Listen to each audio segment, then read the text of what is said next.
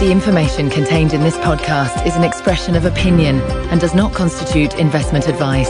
This is the Gold Money Podcast with Andy Duncan, keeping you up to date with expert opinion on precious metals and the markets.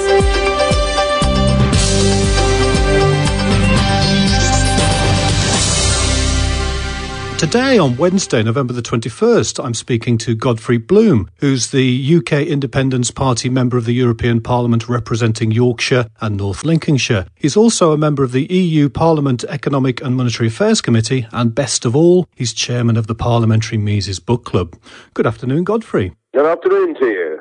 In a recent Mises.org daily article written with Patrick Barron, you claim that Germany now had a golden opportunity to get back to sound money, that they should leave the euro, reintroduce the Deutschmark and anchor that Deutschmark to gold. What's been the reaction to this article? Well, extremely positive, actually. We've had, from thinking people, from people who understand the crisis we're now in, from all over the world. People have said, this is a very good idea, but we've got to bear in mind that most politicians, bureaucrats, and sort of state-funded economists are in denial of the crisis that we're now in. So when you put forward any form of what is regarded as a radical solution, of course, it does tend to raise a few eyebrows.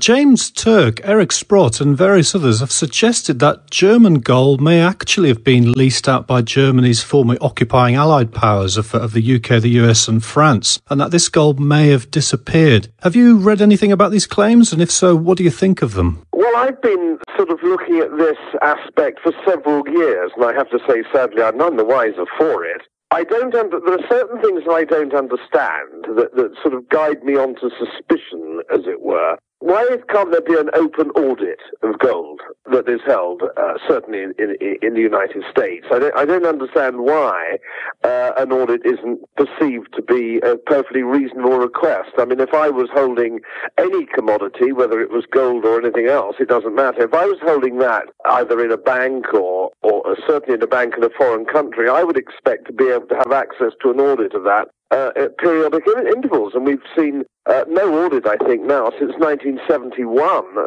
as regards the gold in the Fed. So do you think Germany should then repatriate its gold, get it back to Germany so that they can use it to base your gold Deutschmark on? Yes. I mean, I think that you must have, in these very, very unusual times that we have, I think you must have a physical holding of the gold, or, if that be the commodity that you feel is appropriate to back your currency. The only reason that the Germans didn't hold it or don't hold it at the moment is, of course, for geopolitical reasons. There was the war, and after the war there was the Cold War, and of course Western Germany could have been invaded at any time by the Soviet Union, or that was the perception at the time, and for the last 50 or 60 years, not sure that is actually true or indeed ever was true, but so consequently it would have been mad not to keep the gold in a safer place, either across the English Channel or indeed across the Atlantic. Perfectly reasonable. Now, all those days have gone. That's all over now, and we now have a world crisis in fiat currencies, which was painfully obvious this was going to happen years and years and years ago. Why it's taken everybody by surprise is completely beyond me, but it seems to have taken everybody by surprise, and this is an opportunity for the German government to say, right, okay, we are where we are, let's just think how the best way to go forward is. The world must have a stable currency, and a stable currency must be backed by gold, because historically there has been no exception to that rule. So let's repatriate the gold, let's have a proper audit so the world knows how much gold there is, exactly where it is, because the rest of the world will want to know that, won't they, if they're going to use maybe gold, a gold-backed Deutschmark, as the international trading currency. And I would suggest that that's perfectly sound and reasonable, and then they can issue new Deutschmarks, which are back to gold, and that will take over now for the next, 10, 20, 30, 40, 50 years of the fundamental stable reserve currency of the world. Now, that might be a stable currency in the long term, but what do you think the effect of Germany pulling out of the euro would have in the immediate short term? Everybody says, it'll be Armageddon and everything will collapse. Of course, well, they would, wouldn't they?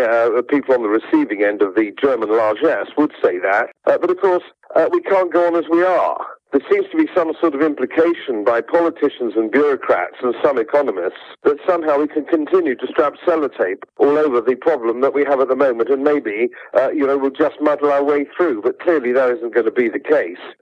Some of the countries in the Eurozone are unrescuable. I mean, everybody knows you only needed a pocket calculator and the knowledge of arithmetic to see that the Iberian Peninsula, Greece, Ireland are now beyond redemption. So we can't continue as we are. And of course, there's this general feeling in Europe and in my parliament, well, laughingly called a parliament. It isn't really a parliament, of course. It's a sort of talking shop which gives a veneer of democracy. But what actually is the feeling there? That somehow Germany can bankroll the rest of Europe ad infinitum. Now, this simply isn't so. This simply can't happen. If you actually crunch the numbers and look at the German economy, the fact that it is better than most other European economies is neither here nor there. But it's very much a question of, in the land of the blind, the one-eyed man is king. Their economy is better than most of our economies, but in no way is it particularly sound. They have debt ratios of 80% to GDP. They have a completely failing energy policy. They have all sorts of problems of their own, Germany. They simply can't, even if they wanted to,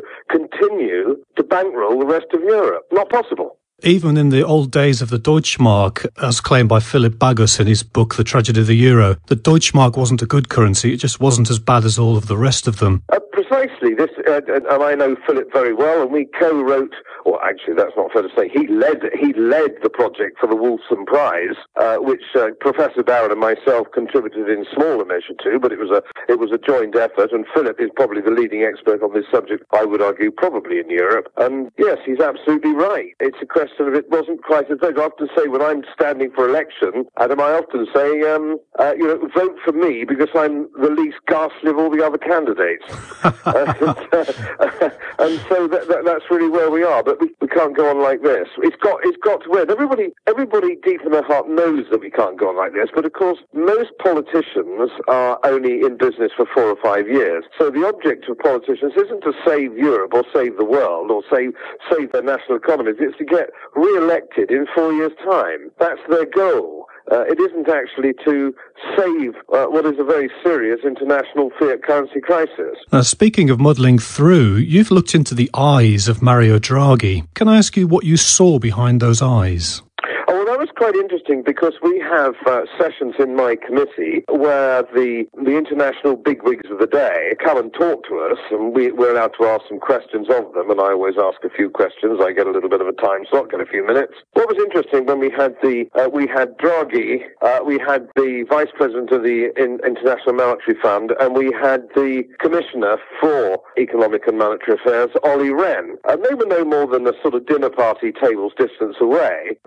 A number of questions were being asked, and I think somebody actually made the point, is it not index as far as the euro is concerned, or certainly as far as Greece is concerned? They are not bailoutable, as it were. And it was interesting because if you read the transcripts, it was all very bland, but if you actually then saw the body language, there was no question about it, but the IMF and Draghi, the ECB, know it's over. They know it's over. And you could see that in their eyes and their body language. The only person who couldn't accept that it was over was Olli Rehn, the Commissioner for Economic and Monetary Affairs. And of course, he's a politician, and the European Union and the Eurozone isn't like anything really, I think, that the world has seen, certainly the modern world's ever seen. This is a political ideal teetering on religion. There is a religious fervour for the European Union and the Eurozone amongst the political elite. And so they do not mind how many youngsters are unemployed in the Iberian Peninsula, which is over 50% now. They don't care that pensions aren't being paid in Greece. They don't care that there are riots on the streets.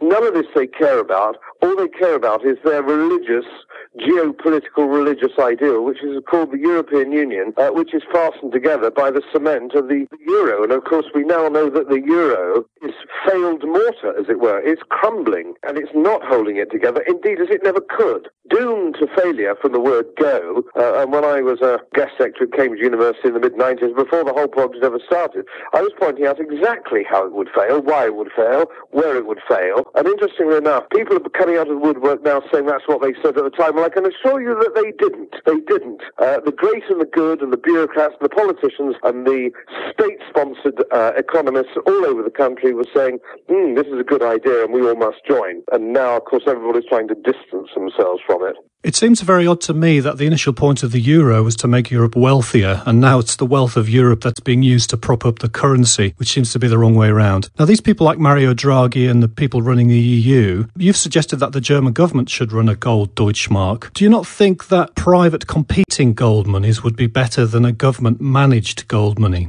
Oh, indeed, I do. And Pat Barron and I, when we wrote this original essay, was the first step down that road. In no way was our essay supposed to suggest that this was the final, I hesitate to use the word in German context, the final solution. But this is exactly, we thought, yes, we will get a cascade effect of this. If the Deutschmark was linked to gold, it was gold back, and it was a definitive currency, it would then suggest to other countries who want to go in the same direction that they should then have a French franc or a United States dollar or an English pound or Chinese currency or Australian would be based in the same way, and it would be competitive. And that's how you actually stabilize your currencies, and you take out inflation out of the equation. And that is exactly how it would work, and it would move on from there. And we'd go back to where we were hundreds of years ago with sound money. Without sound money,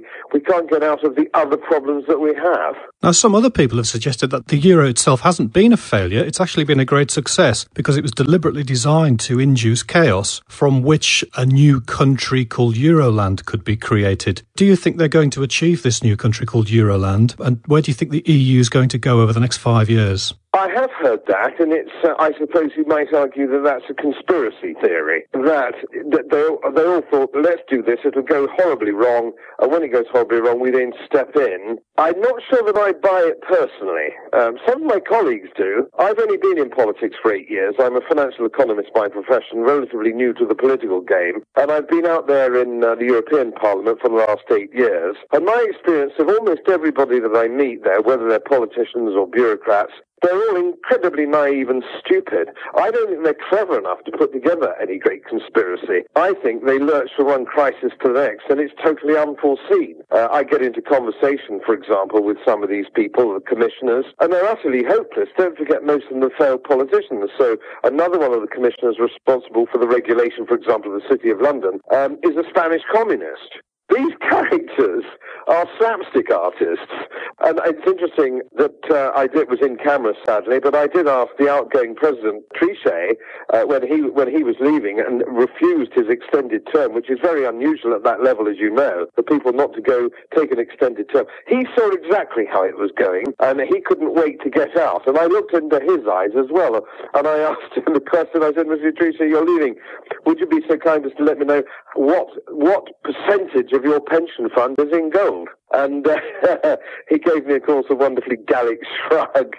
He was going to come across with that, but he smelt the wind, make no mistake. And I think there's a lot of some of the senior bankers and people probably have, and we know that we're now entering the end phase, which, of course, is why most of the central banks across the globe now are net acquisitors of gold. That Gallic shrug sounds to me like between 85 and 100%. Yeah, I would suggest that too, yeah. So you paint quite a picture of chaos there in the EU Parliament. Do you think the EU is going to survive? Will it disintegrate, do you think? This is always very difficult to say exactly how it's going to manifest itself, because we have never seen an experimental project of this nature, as for certainly in modern history. We certainly now have a very interesting situation where globally we only have fiat currencies. So we only have paper currencies. In the past, where fiat currencies have failed, where there's galloping inflation, if you take, for example, the Weimar Republic, there were other currencies in the world which were, of course, linked to gold, which were stable. We have never seen a situation where globally none of the fiat currencies at the moment in issue are stable, not even the Swiss franc. They ludicrously pegged to the euro, an act, in my view, of criminality on behalf of the Swiss government, for which I think they will pay a very severe price. Can the Eurozone survive? Well, no, I don't think it can. It's already crumbling, isn't it? I mean, how can any society be sustained when more than 50% of your young people are unemployed? And that is true. It's about 35% for France. The United Kingdom's about 29% and growing. It's over 50% in Portugal and Spain. It's 60% in Greece, and about 35 to 40%, I think, in Ireland. The exact figure escapes me. However, that is not viable. And the other thing, of course, that isn't viable, which nobody is talking about, is the other major failed experiment is welfarism. Where has all the money gone? And I was speaking to a sixth form group just last year, and a little fellow in the front, he said to me, well, Mr. Bloom, where's all the money gone? And it was a penetrating question indeed. It was one of those questions that only very young people can ask, which really penetrates to the root of the matter. We have borrowed, we are trillions of pounds in debt in North America, and especially Europe, trillions of pounds. We haven't built infrastructure, not that I would go along with that economic argument of building infrastructure at public expense anyway, but even if I did, what we're looking at here is not wonderful roads, not wonderful railways, not wonderful sewerage systems, not fantastic educational systems. We have none of these things, so how can we be £1 trillion in debt in the United Kingdom? How is everybody in so much debt? And of course, the long and short of it is that it's been pumped into a failed welfare system where welfare, social welfare, has become a lifestyle choice. So the richer Western European countries have had a crazy situation where they don't work because it doesn't pay them to work. They get paid as much money by the state to not work. So you see massive migration from Eastern Europe to Western Europe from people who are prepared to work hard, and work for less money. Now, that only works, of course, when that sort of immigration is going for jobs that people can't do, not won't do. So we have a complete social welfare imbalance. I don't think there are any politicians yet in Western Europe who are prepared to stand up on a platform and say, we have failed. Welfarism has failed. We must stop welfarism immediately. We can't afford it, and it's a failed system. And of course, corporate welfare is another thing as well. It's not just social welfare. There is corporate welfare. How long can we have landowners, in the United Kingdom, for example, if you manage 1,000 acres or 1,200 acres of mixed farmland in Yorkshire, you get £100,000 a year in a single farm payment. You put a couple of wind turbines up on it, which the whole world knows doesn't work. They don't work. They're ridiculous things, and our grandchildren will just stare in wonder at what we were sniffing when we built them, and they'll get another 100,000. So you've got this transfer of wealth to people who are already wealthy. And why are they getting this money? It's because they're already wealthy. Unsustainable in any society of transferring money to rich people because they're rich and having 50% of youngsters not employed. So the question, going back to the question, is can the European Union survive? Of course it can't survive. Of course it can't survive. How could it possibly survive? Do you have a timetable in mind, or is that too much to ask? Well, of course, I get that question a lot, and I give you the same answer I give to everybody else. If I knew exactly when it would fail, I would have a bloody great yacht in Monte Carlo, I'd have lots of crumpet, and I'd be drinking champagne for breakfast, because it's all about timing. And I'm old enough to know that as a financial economist, working vulgarly for my clients in the city, that it's timing that is everything. And if I knew it could be Christmas Eve, it could be Easter next year, my colleague Nigel Farage thinks it will be longer. He thinks it could be 6 or 7 years down the road. But we know that it is going to collapse. It's already collapsing. When we look at the Roman Empire, you might argue that it was in complete and total decline from 150 AD, and yet it struggled on to 300 AD, incidentally for many of the same reasons. So, I don't know, 150 years, but I don't think so. Yeah, it started failing around the time of Marcus Aurelius, didn't it? About 200 years before it collapsed. Absolutely. So that's an argument you might make. I don't think so. I would say maybe just a few years now, in its current form, certainly 2 years, 3 at most. Do you think Britain should get out before the collapse? Yes. I've been advocating that Britain should have never have gone in, but they should have got out years and years and years ago. Professor Tim Congdon, a very respected economist indeed, although we don't necessarily agree on gold, but he's a very, very astute guy, and he's written an excellent book that shows just how much UK membership of the European Union costs. It is phenomenal. The costs to us as a nation are phenomenal. It's not just the 50 or 60 million pounds a day that we pay to belong to this corrupt and stupid club. It's the actual cost in the implementation of lunatic rules and regulations, of course, which my parliament spews out to the tune of 2,000 a year. We need to get out and understand where we are and also understand where our exports and where our future is. Our trade now with the European Union is nearer 40% than 50%. We are net importers of European goods. We have been since 1975, trade is growing with the rest of the world. And of course, our wonderful relations and historic associations with the old Commonwealth,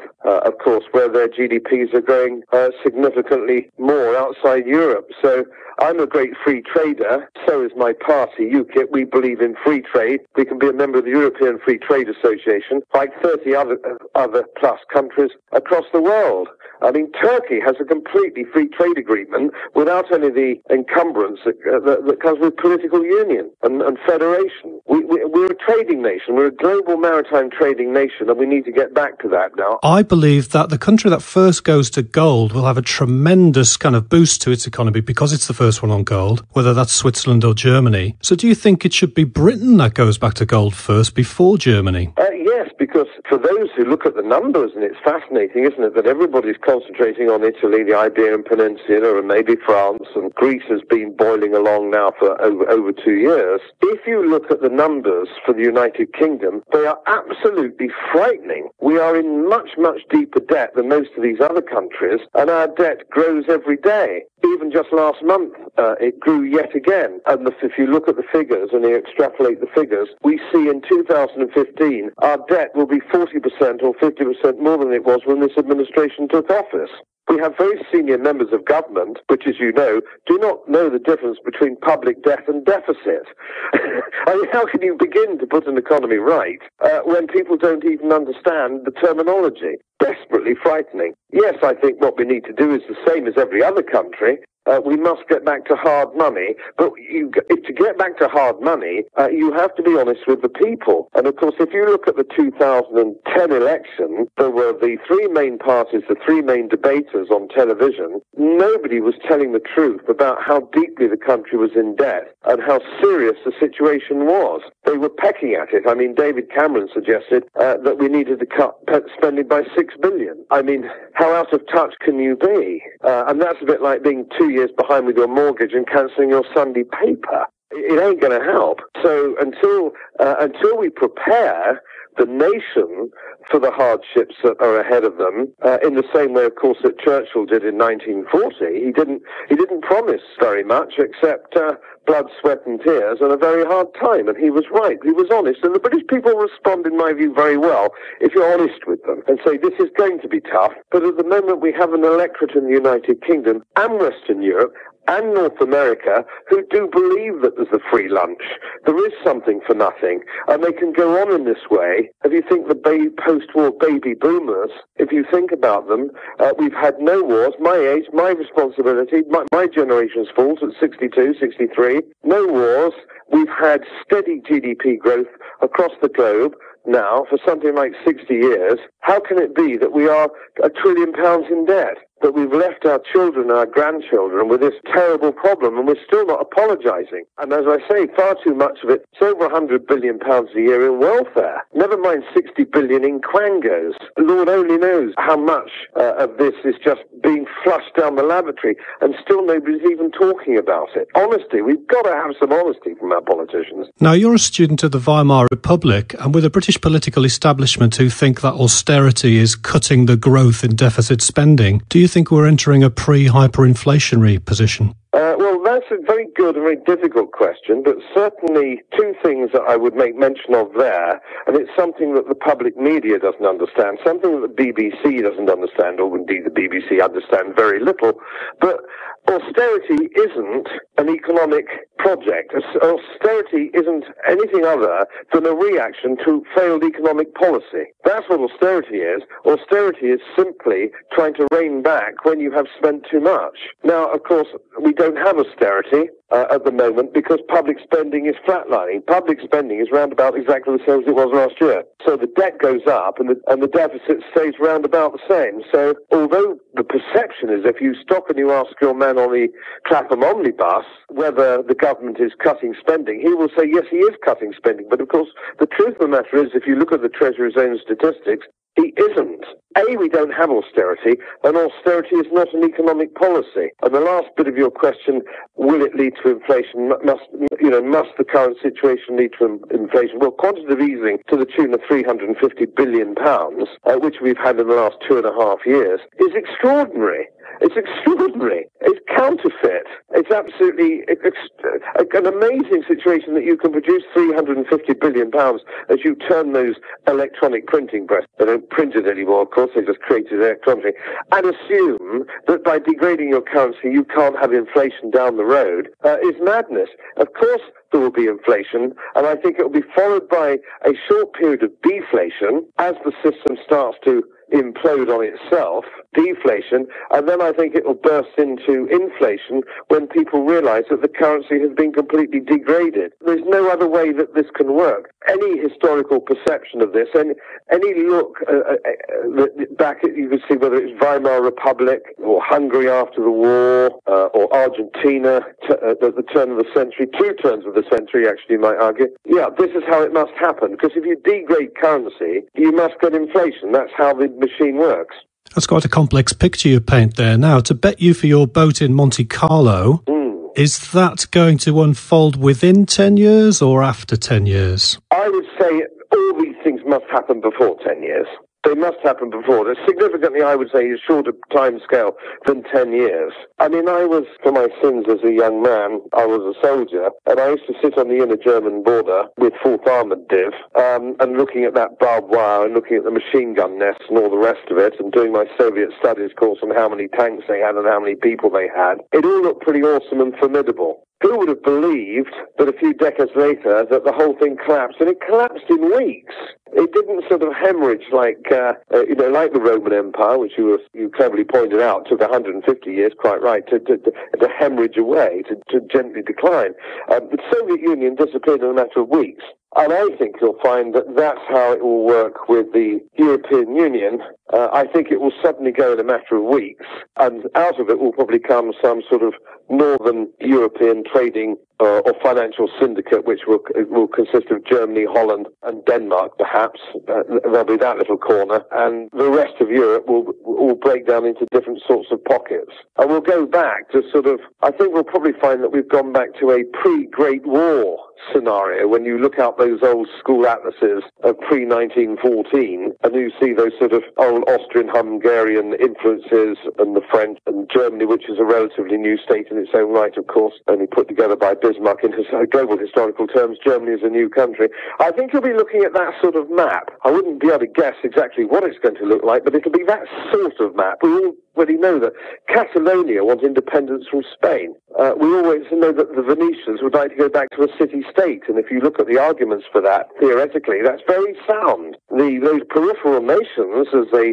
they used to be, were very sound if you look at those city-states of Venetia, Genoa, Trieste, and so on and so forth. Yeah, I think we're going to see a completely new picture in 10 years' time. Completely new, and we'll be amazed at 2 things. A, it could have changed so much, and B, when we look at it, then it'll all look very obvious. I could enjoy spending hours talking to you about these things, but I don't think our podcast listeners would forgive me, so I need to wrap up now. But before we do, I've got one final question. You're the chairman of the Mises Book Club in the European Parliament. What's the level of interest amongst European MEPs in your book club? Well, at the moment, it's a fairly small core group amongst MEPs.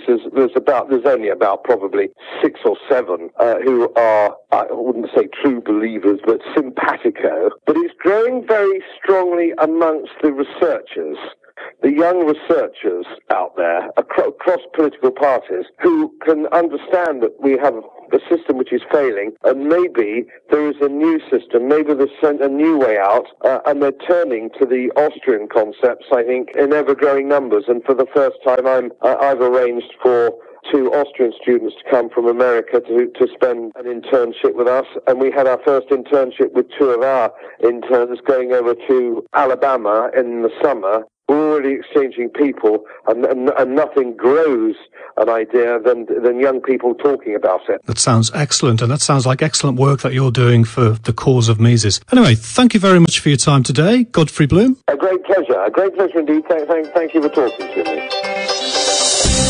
Subscribe to the Gold Money newsletter at www.goldmoney.com to receive email updates on new articles, videos, and iTunes podcasts from our Gold Research section.